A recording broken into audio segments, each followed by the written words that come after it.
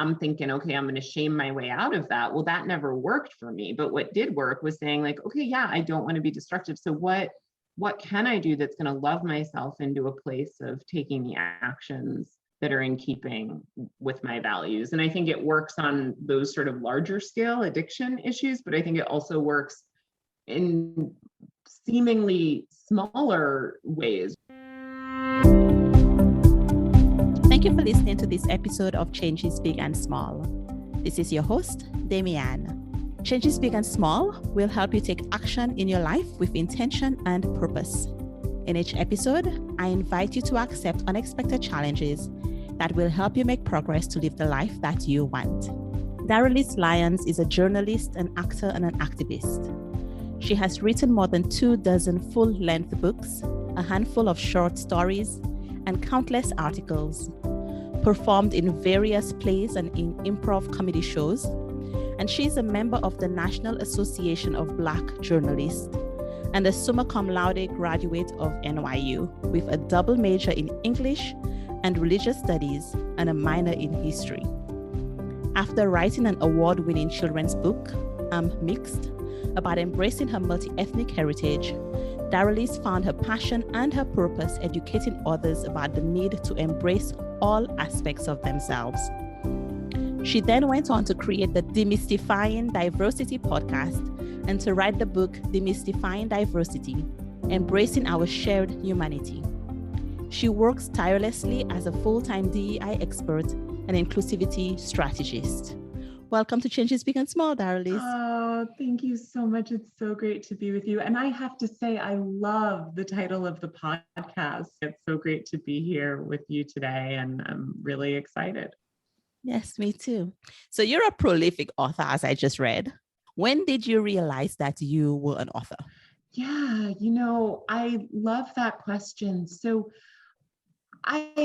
I think it was just always part of my identity. I remember at 5 years old, which was when I learned to read, other kids would get in trouble, for staying up late and watching TV or sneaking downstairs to the kitchen or whatever it is. And my mom would find me, under the covers with a flashlight, just reading the Berenstain Bears, and I would be falling asleep in my Cheerios in the morning. And I was always a storyteller as a child. I had a vivid imagination. I remember, thinking I could fly and being convinced and like telling people, guess what? I can fly.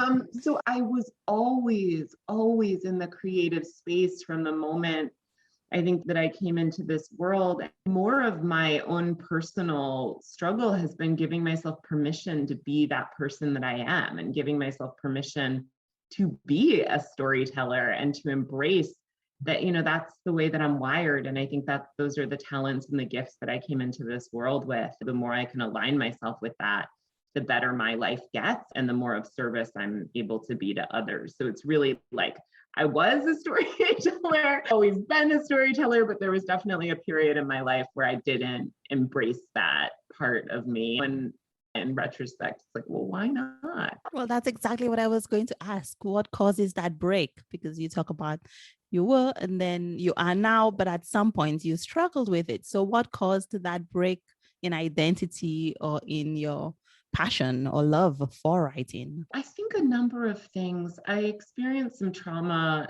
in my life, the loss of loved ones, some sexual abuse as a child, and then later on, in my teens and 20s, which I think they say that when a person has been abused, they're more likely to be abused again. And it has to do with, the valuation of self and a lot of those sorts of things. And so I think that my self-worth really evaporated with some of the experiences that happened. Looking back, I had nothing to do with those experiences. It wasn't about me, but as children, we think, again, like it comes back to stories, right? The story that I told myself was that it was my fault. And I think another deeper story that I told myself as someone who was sexually abused was that it wasn't safe to be me. It wasn't safe to be in my body. It wasn't safe to express myself. It wasn't safe to be who I am. And nobody else told me that, but that was my story. That was my interpretation. I think that led to a lot of things. It led to me trying to put a lid on my creative self-expression. It led to developing an eating disorder.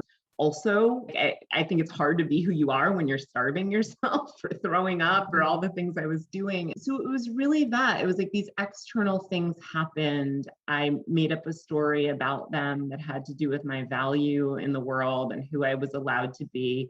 And then I shut down and I lived my life from that shutdown place for a really long time. But the real blessing though, Damian, is that anytime that I would come up for air, metaphorically speaking, I would find my love of stories again. Anytime I had a period of recovery or anytime I was in therapy or would do some spiritual work or something, it was like, yeah, stories, journaling, writing.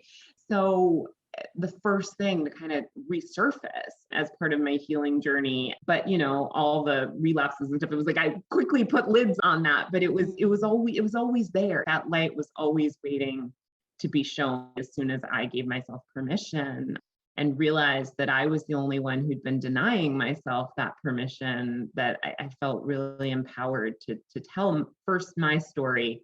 And now the work that I do tends to be more amplifying other people's voices and supporting them and their storytelling, and a mix of kind of like introspection and extroversion. But yeah, for me, telling my own story was such a healing part of my journey. And it really allowed me to reclaim my relationship with who I am, who I've always been. I think that's so interesting. And that's a theme that comes up again and again. We're not responsible for the things that happen to us, but we really internalize these messages about our worth in the world from what other people do to us. And then that really removes us from ourselves. As you're talking, it's making me think of all of the ways we can come home to ourselves and to our sense of well-being, whether it is being able to be in our bodies or being able to tell our stories or being able to recognize the truth of who we are. Yeah, and I think all of those things are part of it. All of those things that you just mentioned, being able to come home to ourselves. And I think for me, it's had to be a combination of all those things, because I didn't actually know years ago, if you asked me how I was feeling, I would have no idea. I could tell you how I was thinking, but Yes. And so for me, the journey has been becoming a more integrated person, that if I'm sad today, I can cry. And that might sound so simple, but it wasn't always the case. Like I would be crying and I didn't know why. I didn't even think I was sad, or I would be devastated about something, but I couldn't access that pain. It was like there was a disconnect. And I think sometimes too, there's a disconnect between the stories that we tell and our actual experience. So I'll give you an example. Have you ever asked someone, how are you doing? And they say fine, and you can tell that they are not fine. Like they are not fine. They are not fine. It's not even necessarily that there's anything about you that person is trying not to tell you their story, but it's an internal barrier. Like, oh, no, I'm conditioned that if the world asks me how I'm doing, I say fine, because that's the only acceptable answer. And so I think there's it seems to be a cognitive disconnect for many, many people, if not most people in society today, where the stories that we tell ourselves, the stories that we tell others don't really sync with our lived experience. And I think that leads to a lot of internal alienation. And I think it leads to a lot of the problems that we see in the world, where people are feeling voiceless, they're feeling unmet, unheard, uncherished, and that kind of plays out in how they treat themselves. It plays out in how they allow others to treat them. It plays out in how they treat others. So I think a lot of the cycles of toxicity that we experience really have to do with, like, are we being listened to, and what are our interpretations, and those kinds of things.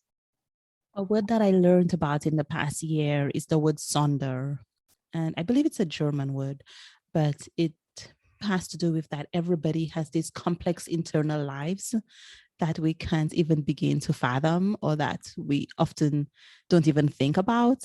And as you're talking, that idea is coming up for me again. And then you're also saying, well, it's simple. The simplest things tend to be the things that really require you to connect and to be present. And those are not easy things for us, for many of us. Well, I think it's lifelong. Like it's a lifelong practice. It's like yoga or meditation or something like that, right? It's not something you can just, I can just do once. Like, oh, I've got to be authentic today, and then I will forever be an authentic person if I just did it the one time. And I love that word that you said. We have rich, complex internal lives. And one of the things that I've gleaned from the work that I do as a journalist and sitting down with people and hearing their stories is that actually, like, there is no way to know from the outside what a person's internal experience has been, what a person's life experiences have been. That also actually really applies to me and my own inner experience. And what I mean by that is that for a long, long time, I didn't want to investigate my own inner world because I thought I was unlovable. I didn't want to get to know myself. There was a definite fear, like, oh my gosh, what will I discover? What will I discover if I dig down deep? I think that fear kept me shut off from so much of what is lovable and good about me and what is human. And I think that's also a lot of the fears that drive the biases in society, a lot of the fears that keep us from really getting to know each other and being safe spaces for, other people to land. It's like this, no, I don't want to investigate. That just leads to so much pain. My experience is that it is simple and it is hard to unlearn the way that we've been conditioned. But today it is more painful for me not to be authentic than it is to be authentic. And it didn't used to always be that way. So I think it's like a issue of the more that I practice and the more that people practice, the more it becomes a new normal. And the more it's like, oh, actually, I kind of like being vulnerable, even though it might mean that I'm sad more often. It also means that I have more access to joy and that my intimate relationships are better and all these things. So you kind of start to really feel those benefits. But there is that early period where it's like, oh, this sucks.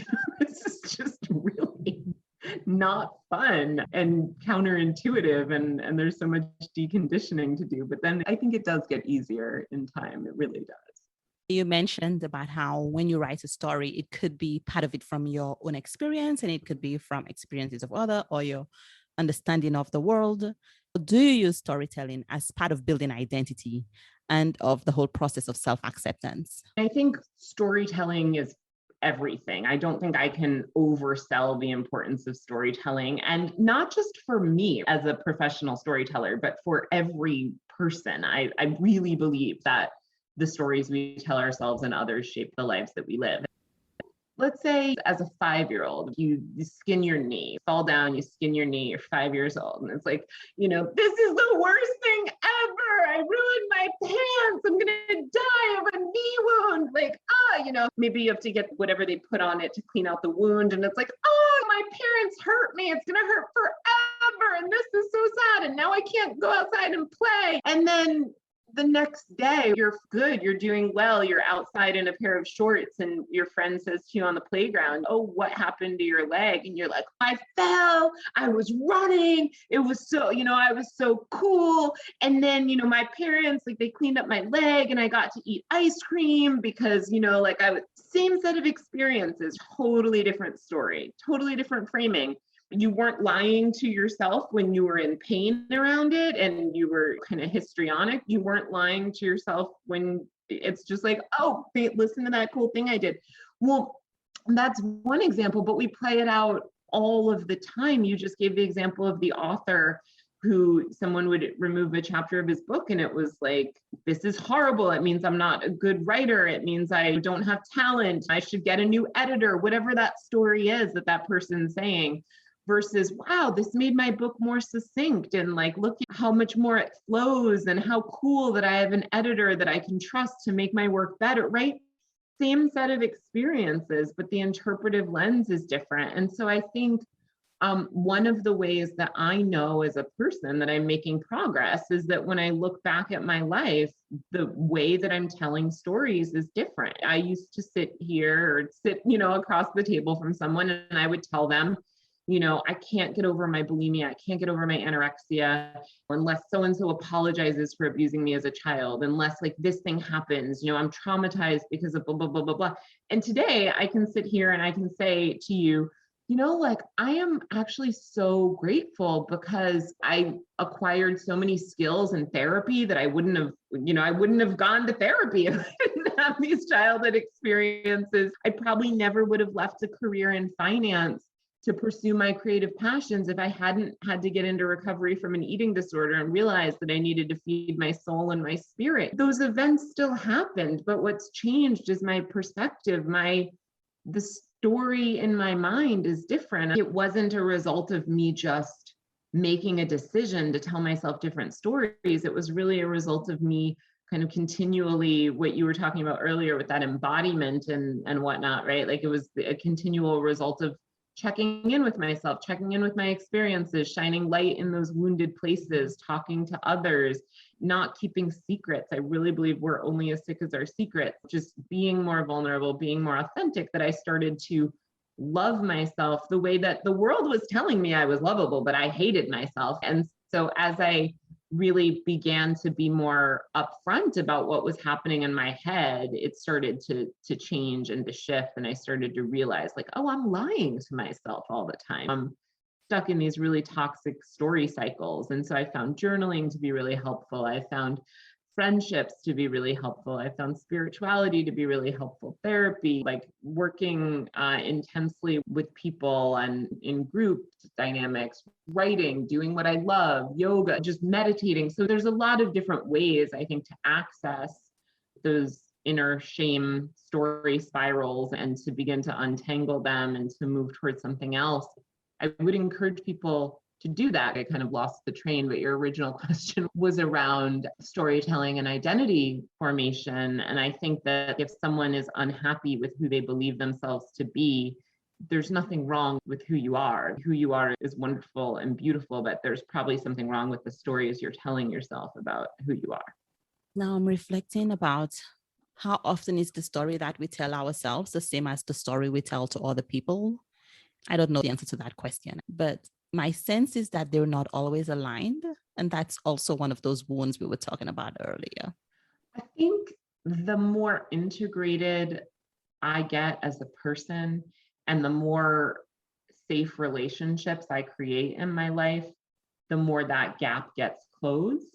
So I do think that it's really helpful and really healing to begin to have relationships where it is really safe to tell other people what's going on.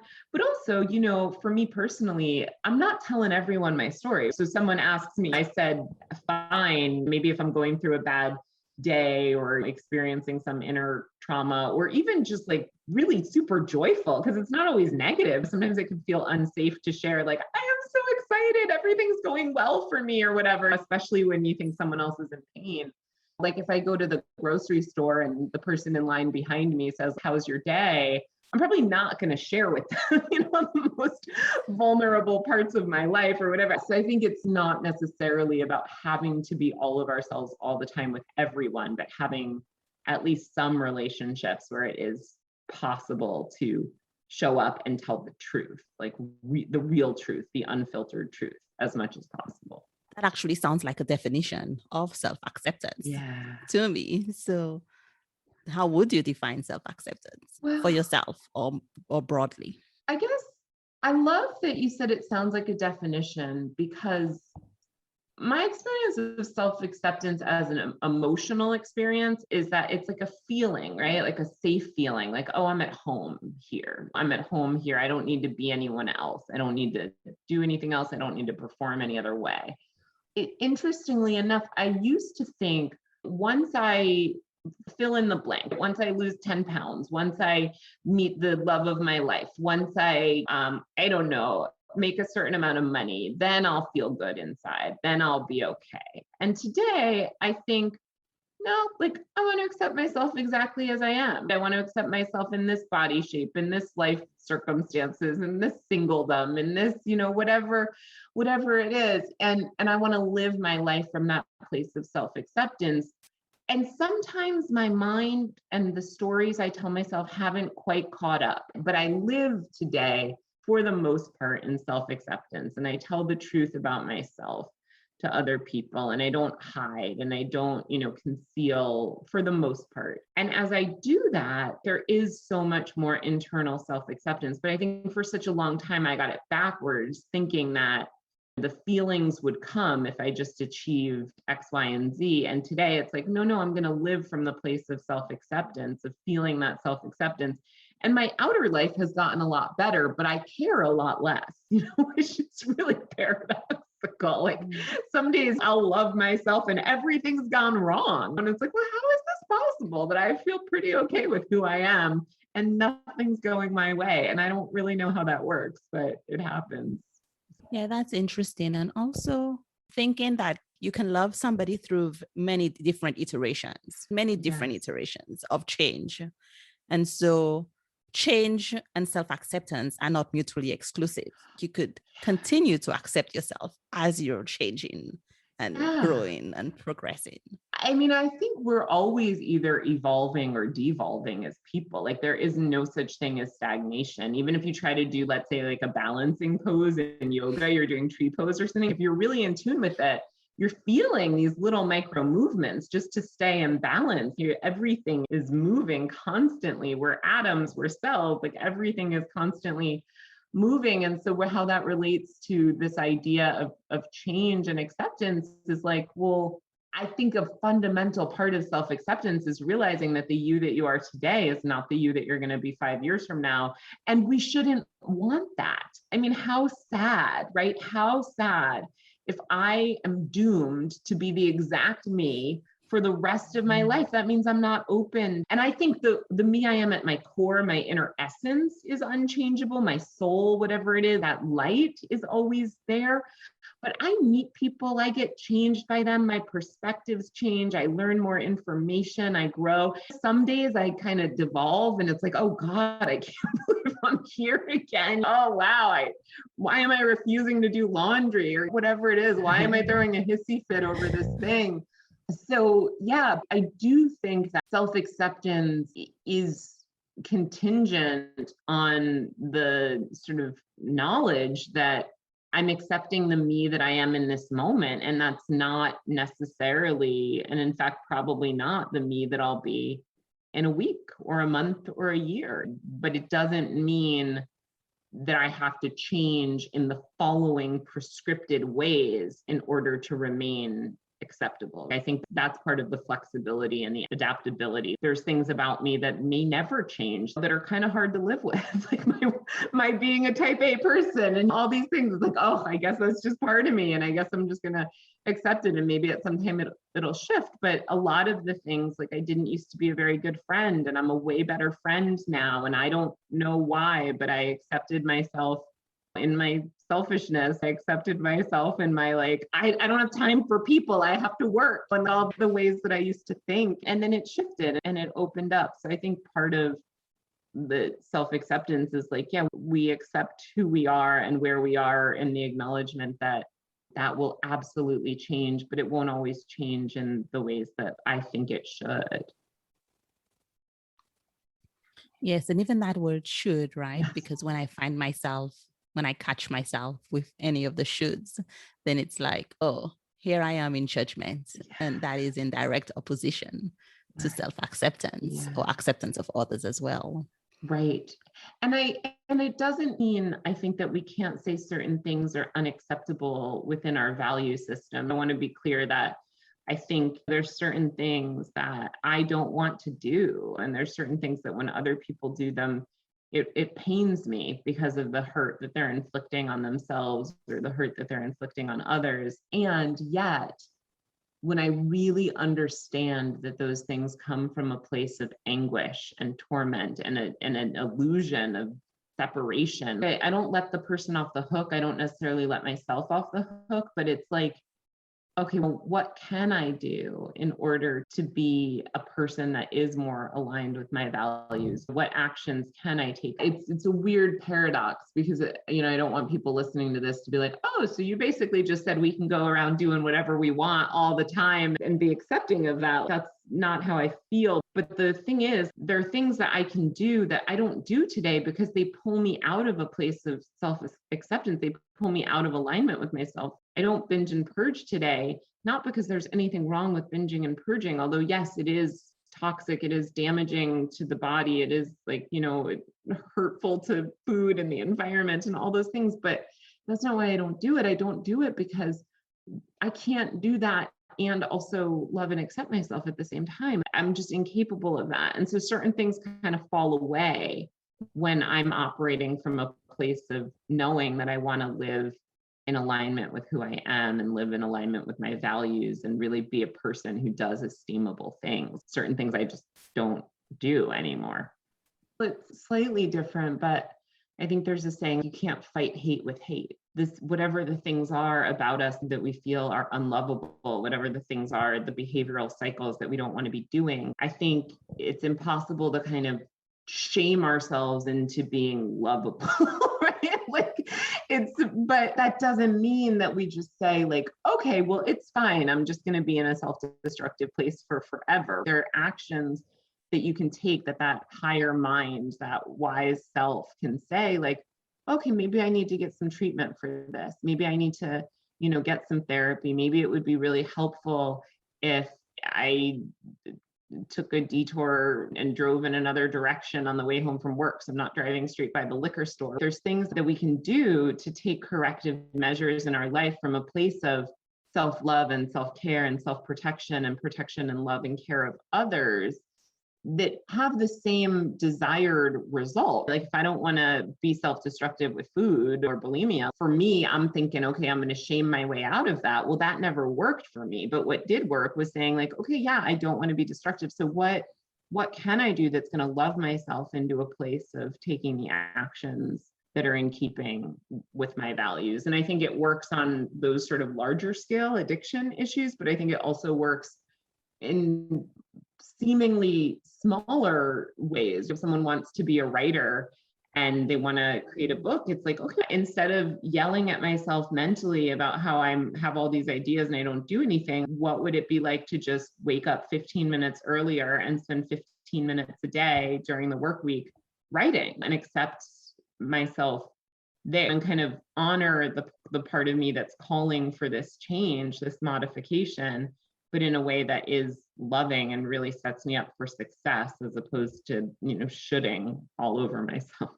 One of my previous guests in season 1 said that the opposite of fear is not courage, but it's love. Mm-hmm. That has kind of sat with me because I thought, oh, wow, that makes sense to me, because courage has this idea of really being pushed, whereas love feels like more of a pull emotion to me. And so, yeah, I think that might be an interesting thing to think about. I'd never heard that before. I'd heard that the opposite of fear was faith.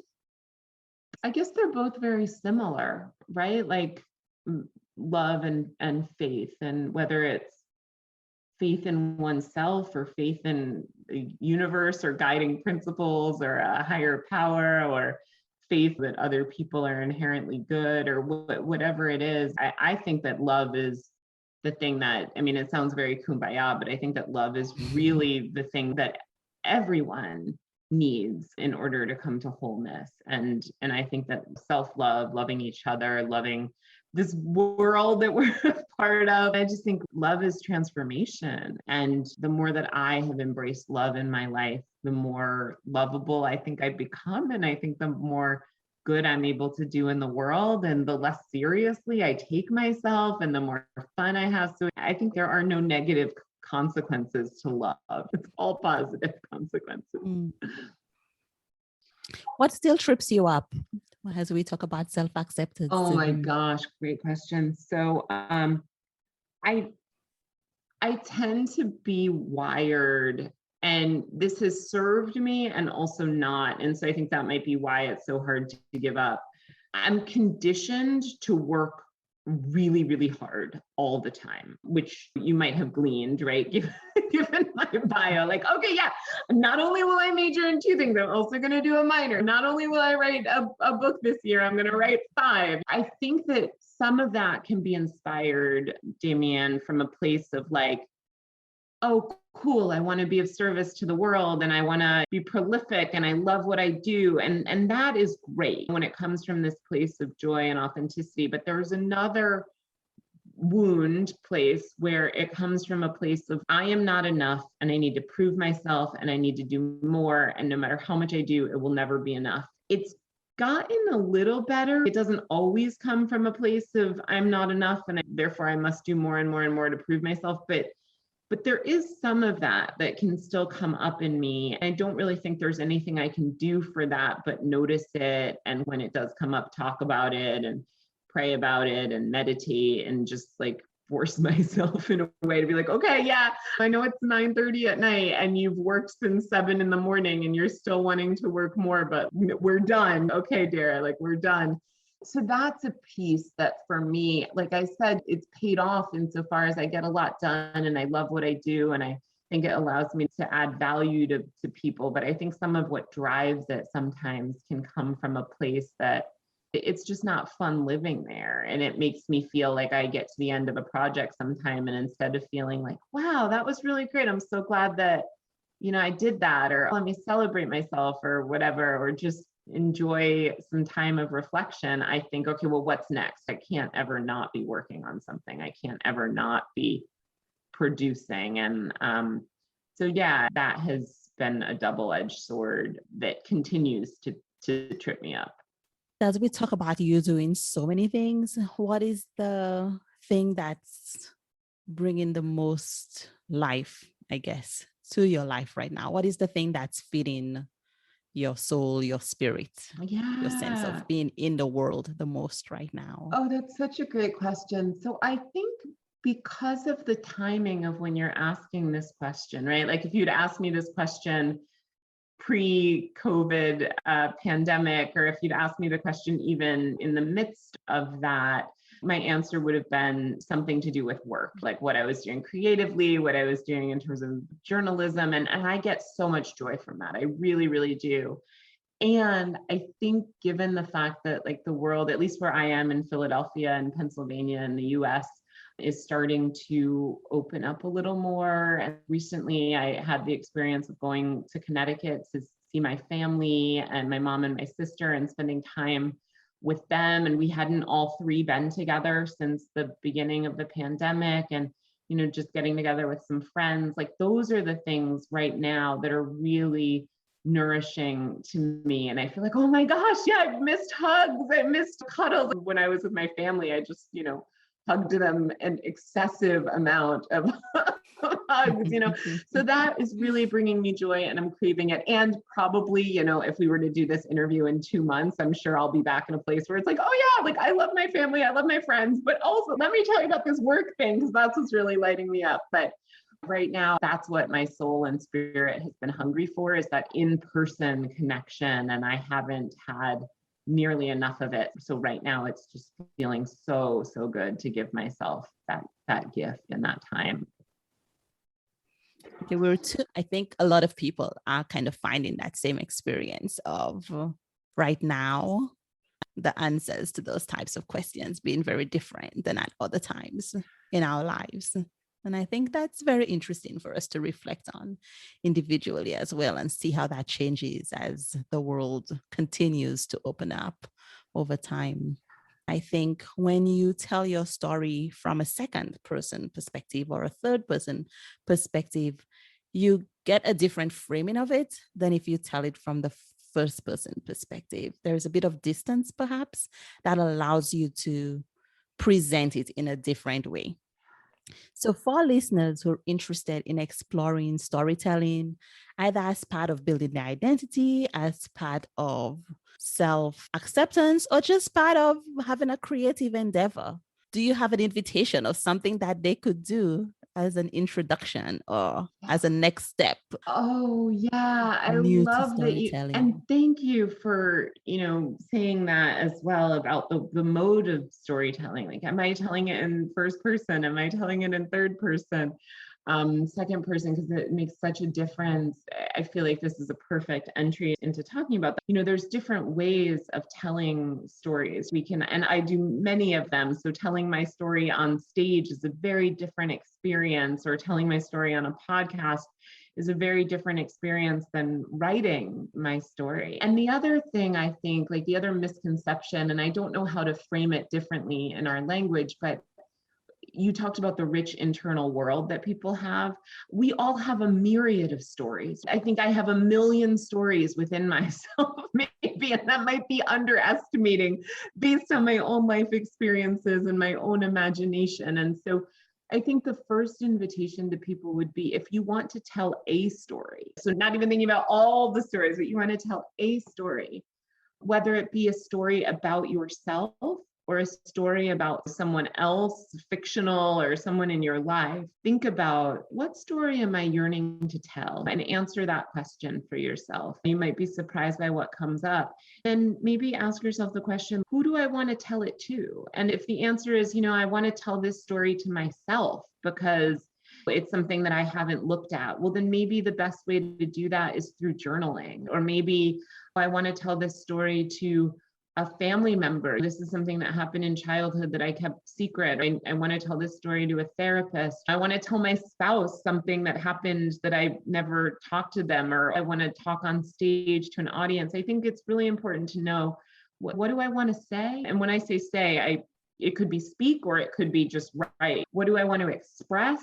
And then who do I want to hear this, or even who needs to hear this? One of the things I'll say, I know I'm giving a really long answer to your question, but one thing I will say is that what I've found is that there are a lot of people, because of marginalization, because of oppression, because of different societal factors, lack of education, different access to resources, there are a lot of people in this world who have been silenced. And there are really like a proven detrimental effects of not being allowed to tell one story, or not feeling safe in telling one story. There are mental health consequences, there are physical health consequences. And so I think, just first of all, it's really important to know and to honor that whoever you are, whatever you've been through, your story deserves to be told. Aspects of your story deserve to be told to safe people who will affirm you.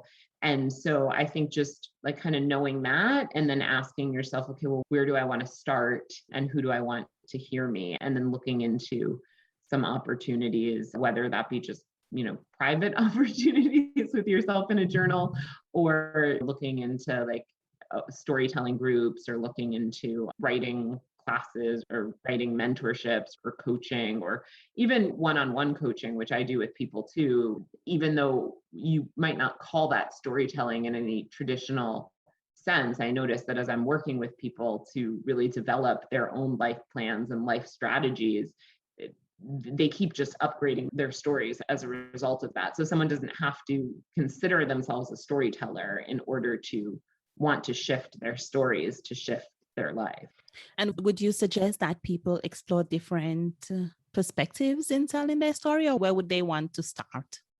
So I think it really depends on a person's life experiences and whether a person has felt silenced or not throughout their lifetime. I think sometimes it's really wonderful to just make a start, and then just kind of continue to practice that again and again and again. I think stepping outside our comfort zones is really important as part of growth as a storyteller, and also part of just growth as we're developing as humans. But I think it depends on what someone has been through. If someone has been through a lot of external trauma, it might make a lot more sense for that person to just keep a journal for a while and start to really go inward and really just express things to themselves. And for someone that has had those experiences, it might feel unsafe to share stories in a group setting. It might feel unsafe to try to get onto a stage. And that's going to be very different than someone who's maybe they've had no problem. They kind of have been writing for a while, and they've been talking about themselves, and they've constantly in their lifetime been met with affirmation.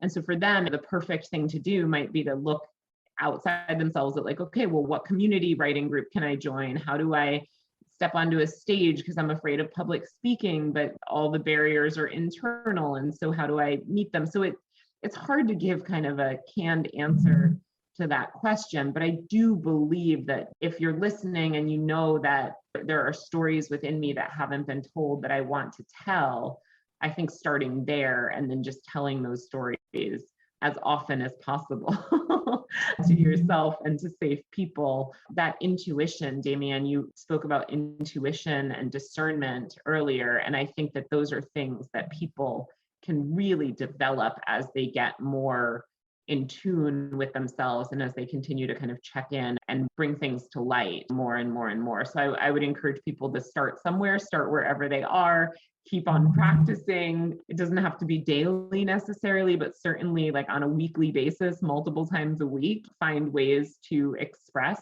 you to yourself and or to others, and then build on that. And as that storytelling, those muscles kind of get more and more developed, continue to listen for those intuitive nudges to do more or to stretch further. But I think we have to kind of be available to where we're available to start, and then trust that we'll evolve beyond that in time. Before we move on to the fast five, our final 5 questions, is there anything else that you're working on that you want to make sure people check out? Tell people where they can find out more about you as well. Oh, yeah. Thank you so much for that. So I would say 2 ways to connect with me are through my website, daralyselyons.com, and that's DARALYSELYONS.com, and then through Demystifying Diversity Podcast.com. Since your listeners are already podcast listeners, I hope they will subscribe to the Demystifying Diversity Podcast anywhere they get their podcasts. And people can find me on either of my websites and send me messages through social media or through those websites. But listening to the podcast, I think, is also just really beautiful and empowering. And then in terms of what I'm working on, because of the whole thing I talked about earlier, I'm never not working on like 4 or 5 things at the same time. But now I'm doing some work on season 2 of the podcast and getting that ready and kind of combing through interviews and writing those scripts. And I just finished working on a young adult novel that I sent to my agent, who also has a background in editing. So once she gets through it, I'm sure she'll be sending me back her comments. And then, yeah, just doing some different things like preparing for a TED Talk, and I'm hosting a panel for a journalist conference. So a lot of really cool, fun, dynamic things that I'm working on, all of them just like such a gift. So yeah, a lot of things in the pipeline. All of those links will definitely be in the show notes. So now for our fast 5, and those are questions where you can answer with maximum of 1 sentence. Got it. Okay. So you have a high power meeting coming up. What do you do in the 12 hours before that? Over prepare and then stress. Do you have a phrase or a pep talk you give to yourself for motivation? I look at my own eyes in the mirror and I pray. Where do you live? And if you're having guests, what's the first thing you show them or the first place you take them to? So you live in Philly. I live in Philly. Yep. In the pandemic times, it's such a hard question to answer, but let's think of the best of times. Okay. All right. So this is idealistic. In the best of times, I probably would take them to Longwood Gardens. It's just like this beautiful outdoor scenic place. Okay. I'll have to keep that in mind. What is the thing that's guaranteed to recharge you and increase your energy? Oh, journaling. Always. Yeah. And dancing. Yeah. And the last one, you have a free day. So you've been given some time affluence and you can do whatever you want. Again, idealistically, what are you doing on that day?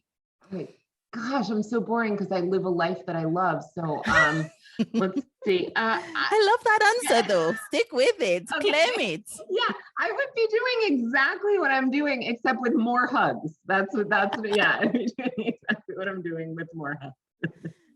I love it. Well, thank you so much for chatting with me today, Daralyse. Oh, thank you so much, Damian. It's been really lovely to be with you and with all your listeners. Likewise. If If you know someone else who you think will benefit from listening to this episode, please share it with them. You can follow me on Instagram at Changes Big and Small, where I share resources from previous guests and from other people on the topic of helping you build a life that you want. Remember, change begins with one small step. Have a great week.